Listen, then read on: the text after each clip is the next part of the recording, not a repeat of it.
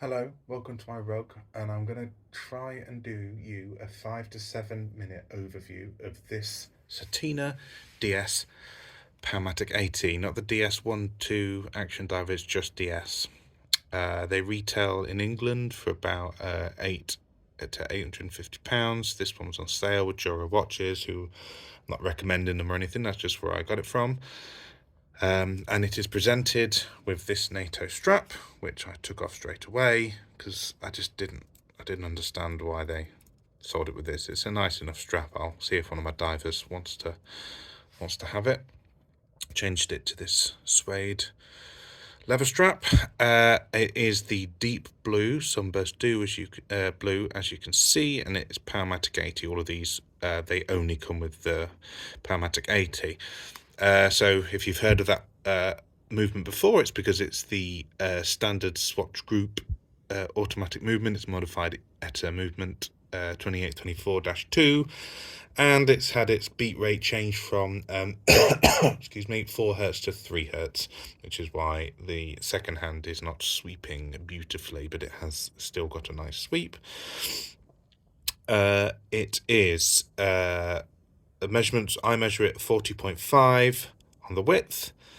I measure 11 on the depth, which is super thin considering it has a box dome, double domed sapphire crystal with really great AR. That's my living room window. I'm in my living room, not a fancy studio, because I don't do reviews for a living, but this is a bit of a strange watch. I've not seen much on the internet about it.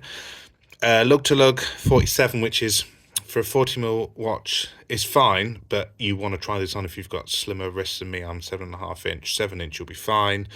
6.5, I'd be checking to see whether the lugs hang over the edge of your wrist or not, because then it's not going to present nicely as a dress watch, because this is quite a dressy watch. And the lug width is 20mm. For some reason I was expecting this to be 21mm, but it's 20mm. It's 100mm water resistance, as you can see from the information on the back, which is absolutely fine for this kind of a watch.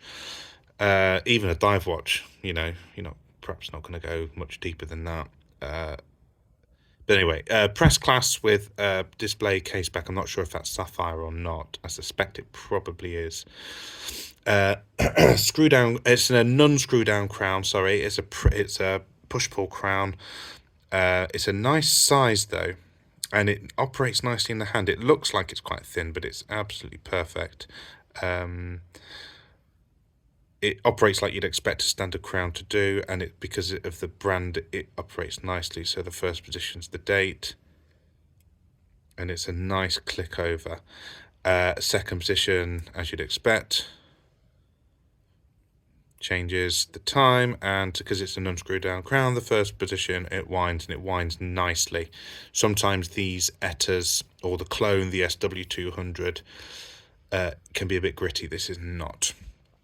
As far as the indices go, they are applied, and they have those little white dots above the 12 and all the way around are loom pips, but it's not substantial. It's just, it isn't that kind of a watch, and it's got loom on the hands. I've not noticed it being particularly strong. I find Certina to be a bit weak on the loom front. The case finishing is good. Certinas can sometimes be a bit boring. It's one thing or the other. So on the action divers, it's brushing, and that is what you're getting. This is a little bit different. So you've got brushing on the... it's going to focus. Hello, focus. It's got brushing on the side. That's probably, I think it's the crown taking it out of focus. It's got brushing on the main case, the mid case, but it's not a bezel, but you know what I mean. Where the bezel, the relief between the case and the sapphire pressing in is polished, and because of the angle, it makes it look like there's a chamfer there, which I'm not sure there is. And you've got the same on the back. If you look at the bottom of the lugs, you can sort of see it's catching the light differently. Tops of the lugs are polished, as is the bezel, and as I say, you've got a box stone crystal, and it presents very nicely. I've failed to mention the minute track, which I'm not sure if it's picking up here, is copper coloured. The The watch is quite light, but it's a dress watch. These Certinas, I'm going to plonk it on when I'm talking to you. The Certinas present very well, and I believe are fairly robust, but they're Swatch Group watches, so the stand quality control is going to be good. Let me just get this in the keeper properly. There we go. Okay, so let me just zoom out slightly. There's my 7.5-inch wrist. It's not ridiculously long. Like, for example, I find the Hamilton Khaki Field, the lug to lug is too long for on the 42. But I don't think it wants to be any longer. It could do with being a bit shorter, really.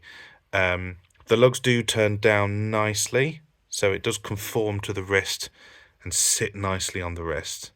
It's going to go under your cuff quite nicely. This is quite a tight jumper, and it sort of slides over without too much fuss.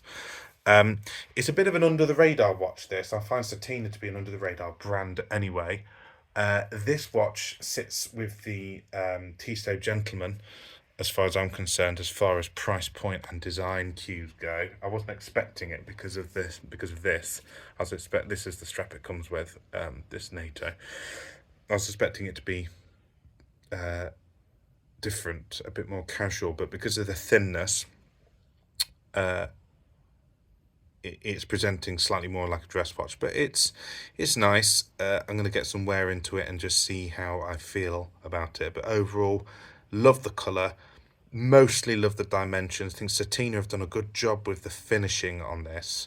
I just need to see if it's casual enough. I'm perhaps going to change the strap. This is perhaps too dressy, but I don't have any other. I've only got brown leather straps, and I don't want this on a brown.